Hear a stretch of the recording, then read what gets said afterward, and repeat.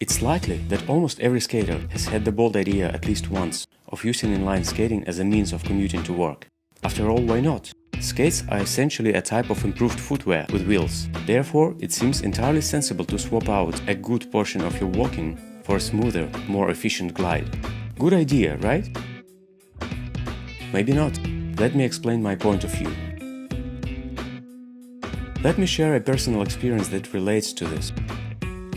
When I lived in North Dublin, my job was located in the south, and taking a crowded bus was an absolute nightmare.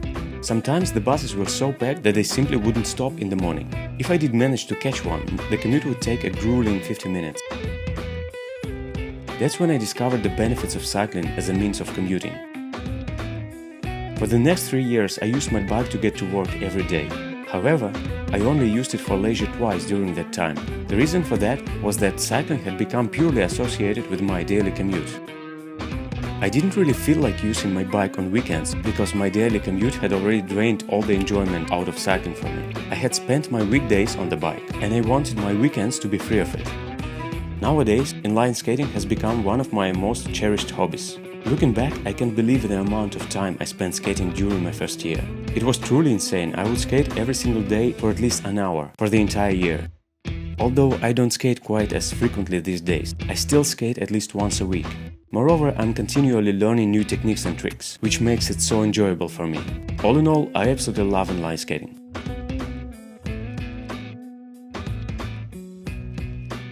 Using skating for commute was one of the ideas I had in early months of skating. Usually I skated after work. Even though I was tired, still I had some energy left for my favorite hobby. Would I skate for leisure after I have already skated for 1 hour as part of my commute?